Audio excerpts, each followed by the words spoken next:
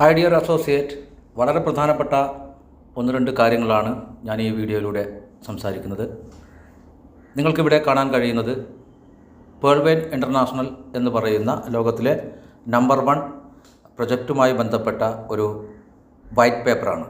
White paper എന്ന് പറഞ്ഞാൽ നമുക്കെല്ലാവർക്കും അറിയുന്നത് പോലെ ക്രിപ്റ്റോ കറൻസി മേഖലയിലെ ആധികാരികമായ രേഖയാണ്. അതുപോലെ തന്നെ crypto currency, digital currency, block ചെയിനുമായി ബന്ധപ്പെട്ട എല്ലാ പ്രവർത്തനങ്ങൾക്കും ഡീസെൻട്രലൈസ്ഡ് സിസ്റ്റത്തിൽ അതിൻ്റെ എല്ലാ കാര്യങ്ങളും വളരെ നിയമപരമായി മുന്നോട്ട് പോവുക എന്നുള്ളത് ഒരുപാട് റെഗുലേഷൻ വളരെ അത്യാവശ്യമാണ് എന്ന് നമുക്കെല്ലാവർക്കും അറിയാം. അതിൽ വളരെ പ്രധാനപ്പെട്ട ഒരു റെഗുലേഷനാണ് ഡാവോ എന്ന് പറയുന്നത്. ഡാവോ എന്ന് പറഞ്ഞാൽ നമുക്കറിയാം, ഒരു രാജ്യത്തിൻ്റെ സാമ്പത്തിക കാര്യങ്ങൾ നിയന്ത്രിക്കുന്നത് അതിൻ്റെ IRS ആണ്, ഇൻ്റേണൽ റവന്യൂ സിസ്റ്റം. പേൾവെയിൻ ഇൻ്റർനാഷണൽ നമുക്കെല്ലാവർക്കും അറിയുന്നത് പോലെ ടെക്സാസിൽ 2015 ആരംഭിച്ച ഒരു ഇ-കൊമേഴ്സ് വെബ്സൈറ്റാണ്. 6 പ്രൊജക്റ്റുകളാണ് അതിനുള്ളത്. അതിൽ വളരെ പ്രധാനപ്പെട്ട ഒരു ഭാഗമാണ് PVC meta multi purpose NFT token programme എന്ന് പറഞ്ഞാൽ. ക്രിപ്റ്റോ കറൻസി മേഖല എന്ന് പറയുന്നത് ഡീസെൻട്രലൈസ്ഡ് സിസ്റ്റത്തിൽ പ്രവർത്തിക്കുന്ന ബ്ലോക്ക് ചെയിനുമായി ബന്ധപ്പെട്ട ഒരു പ്രവർത്തനം മാത്രമാണ്. അതുപോലെ ബ്ലോക്ക് ചെയിനിൽ ഒട്ടനവധി പ്രോഗ്രാമുകൾ നടക്കുന്നു. പ്രതിരോധ മേഖലയിലും വ്യാവസായിക മേഖലയിലും ആരോഗ്യ മേഖലയിലും ഒക്കെ. പക്ഷേ ഇവിടെ വളരെ പ്രധാനപ്പെട്ട ഒരു കാര്യം എന്ന് പറയുന്നത് ലോകത്തിൽ 20,000-ൽ അധികം ക്രിപ്റ്റോ കറൻസികൾ ഉണ്ട് എന്നുള്ളതാണ് പറയപ്പെടുന്നത്. അതുപോലെ തന്നെ മറ്റു പ്രൊജക്റ്റുകൾ. ഇവിടെ ഡാവോ എന്ന് പറയുന്ന ആ ഒരു ഓർഗനൈസേഷനിൽ രജിസ്റ്റർ ചെയ്യുന്നത് വളരെ ചെറിയ കമ്പനികൾ മാത്രമാണ്. ഏകദേശം 250-ന് മുകളിൽ മാത്രമാണ് ഈ ഒരു ഓർഗനൈസേഷനിൽ രജിസ്റ്റർ ചെയ്തിട്ടുള്ളത്. ഈ വീഡിയോയിൽ നിങ്ങൾ കാണുന്നത് നമ്മുടെ പ്രോഗ്രാമിൻ്റെ വൈറ്റ് പേപ്പറാണ്. അവിടെ ഒരു റെഡ് മാർക്കിനുള്ളിൽ ഡാവോ എന്ന് നിങ്ങൾക്ക് കാണാം. അതുകൊണ്ടാണ് പേൾവെയിൻ ഇൻ്റർനാഷണൽ ഏറ്റവും കൂടുതൽ നമുക്ക് വിശ്വസിക്കാൻ കഴിയുന്ന ഒരു പ്രസ്ഥാനമാണ് എന്ന് ഞാൻ പറയുന്നത്. എങ്ങനെയാണ് ഡാവോയിൽ രജിസ്റ്റർ ചെയ്യുന്നത്? നമുക്കറിയാം, ഞാൻ നേരത്തെ പറഞ്ഞു, IRS ഒരു രാജ്യത്തിൻ്റെ സാമ്പത്തിക വ്യവസ്ഥിതിയിലെ എല്ലാ തീരുമാനങ്ങളും എടുക്കുന്ന വളരെ പ്രധാനപ്പെട്ട അതോറിറ്റിയാണ് IRS എന്ന് പറയുന്നത്. നമ്മുടെ കൺസെപ്റ്റ് എന്ന് പറയുന്നത് അമേരിക്കൻ കൺസെപ്റ്റാണ്. ലോകത്തിൽ തന്നെ ഏറ്റവും ശക്തമായ നിയമങ്ങൾ നടപ്പിലാക്കിക്കൊണ്ടിരിക്കുന്ന IRS ആണ് അമേരിക്കയുടേത്. ഇവിടെ IRSൻ്റെ നിർദ്ദേശങ്ങൾ നടപ്പിലാക്കിക്കൊണ്ട് മുന്നോട്ട് പോകുന്ന ഒരു പ്രോഗ്രാമിന് മാത്രമേ ലോകത്തിലെവിടെയും വളരെ നല്ല രീതിയിൽ മുന്നോട്ട് പോകാൻ കഴിയുകയുള്ളൂ. കാരണം നമുക്കറിയാം, നമ്മുടെ നാട്ടിലെ തന്നെ നമ്മുടെ പ്രൊജക്റ്റുകൾ വളരെ നല്ല രീതിയിൽ അതിൻ്റെ എല്ലാ റെഗുലേഷനും പാലിച്ചുകൊണ്ട് അതിൻ്റെ ലൈസൻസുകൾ ഒക്കെ നമ്മൾ കൃത്യമായി നേടിക്കൊണ്ടാണ് ഒരു പ്രസ്ഥാനവുമായി മുന്നോട്ട് പോകുന്നത് എങ്കിൽ ഒരിക്കലും ആ പ്രസ്ഥാനം തകരില്ല. ഇവിടെ പലപ്പോഴും നമ്മൾ കണ്ടുവരുന്നത് എല്ലാ റെഗുലേഷനും പൂർത്തിയാക്കാതെ നമുക്ക് മുമ്പിൽ പല പ്രൊജക്റ്റുകളും കടന്നു വന്നിട്ടുണ്ട്. ഇതിനെക്കുറിച്ച് നമുക്ക് അറിയാത്തത് കൊണ്ടാണ് പലപ്പോഴും നമ്മൾ പല പ്രോഗ്രാമിലും എത്തിപ്പെടുന്നത്. ഇവിടെ എങ്ങനെയാണ് ഒരു ക്രിപ്റ്റോ കറൻസി മേഖലയിൽ IRSൻ്റെ എല്ലാ നിർദ്ദേശങ്ങളും പാലിച്ചുകൊണ്ട് ഒരു സിസ്റ്റം മുന്നോട്ട് പോകേണ്ടത്? വളരെ പ്രധാനപ്പെട്ട ഒരു കാര്യം എന്ന് പറയുന്നത് അതിൻ്റെ ലിക്വിഡിറ്റി തന്നെയാണ്. മറ്റൊരു വളരെ പ്രധാനപ്പെട്ട ഒരു കാര്യം എന്ന് പറയുന്നത് സാധാരണഗതിയിൽ നമുക്ക് മുമ്പിലുള്ള റെഗുലേഷൻ എന്ന് പറയുന്നത് ഹൈഡ് ചെയ്യപ്പെട്ട് മുന്നോട്ട് പോകാൻ കഴിയുന്ന ഒരു രീതിയാണ്. പക്ഷേ ഡീസെൻട്രലൈസ്ഡ് സിസ്റ്റത്തിൽ അതിന് കഴിയില്ല. കാരണം സ്മാർട്ട് കോൺട്രാക്റ്റ് അഡ്രസ്സുകളാണ് ഒരു സിസ്റ്റത്തിൽ വളരെ പ്രധാനമായി അതിൻ്റെ പങ്ക് വഹിക്കുന്നത്. അതുമാത്രമല്ല, ഡാവോ എന്ന് പറയുന്ന സിസ്റ്റത്തിലെ വളരെ പ്രധാനപ്പെട്ട ഒരു കാര്യം എന്ന് പറയുന്നത് അതിലെ വോട്ടിംഗ് പവറാണ്. നമുക്കറിയാം, സാധാരണഗതിയിലുള്ളൊരു പ്രൊജക്റ്റിൽ സാധാരണ കസ്റ്റമേഴ്സിന് ഒരിക്കലും വോട്ടിംഗ് പവർ ഇല്ല. കാരണം അത് പ്രവർത്തിക്കുന്നത് സെൻട്രലൈസ്ഡ് സിസ്റ്റത്തിലാണ്.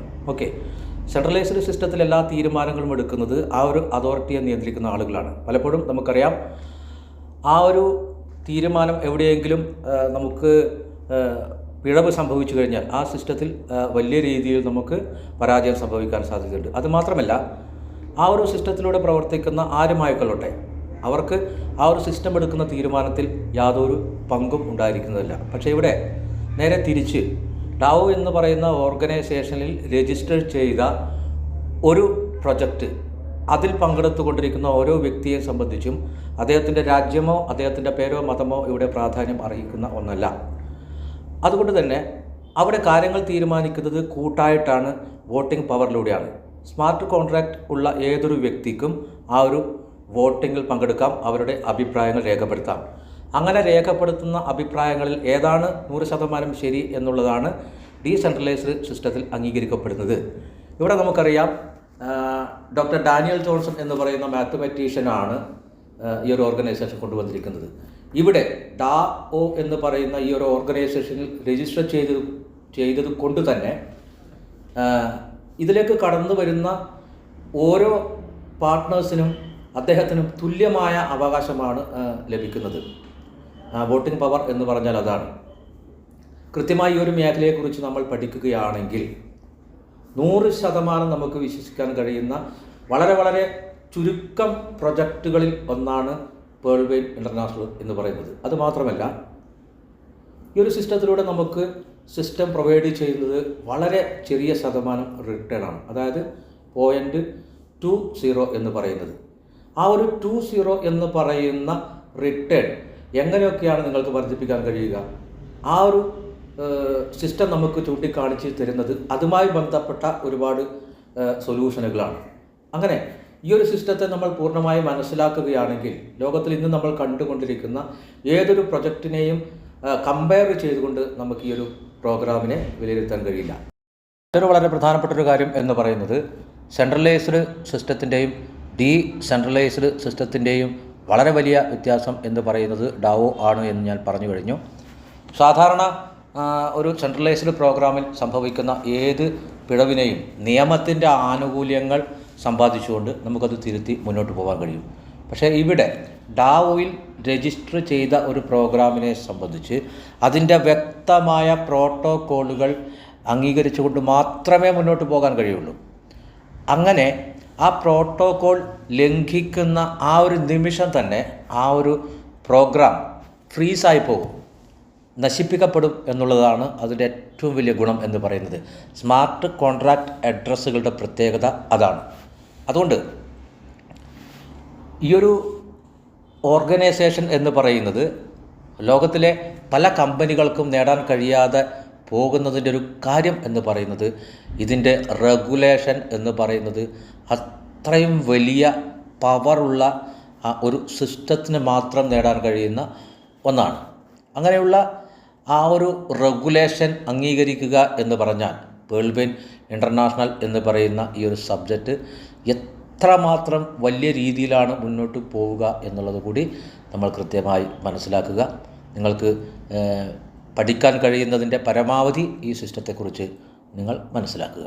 Okay, thank you. അതിനുശേഷം നിങ്ങൾ ഈ ഒരു സിസ്റ്റവുമായി നിങ്ങളുടെ മുമ്പിൽ കടന്നു വരുന്ന ഏതൊരു വ്യക്തിയോടും കൃത്യമായി നിങ്ങളുടെ ആശങ്കകളും സംശയങ്ങളും പങ്കുവെച്ചുകൊണ്ട് പെട്ടെന്ന് തന്നെ ഈ ഒരു പ്രോഗ്രാമുമായി സഹകരിച്ചാൽ നിങ്ങൾക്ക് ഫിനാൻഷ്യൽ ഫ്രീഡം എന്ന് പറയുന്ന ആ ഒരു വലിയ സ്വപ്നത്തിലേക്ക് പെട്ടെന്ന് തന്നെ എത്തിച്ചേരാൻ കഴിയും എന്ന് ഞാൻ വിശ്വസിക്കുന്നു. Okay, thank you so much. ഞാൻ ഷാജി കണ്ണൂർ. Thank you.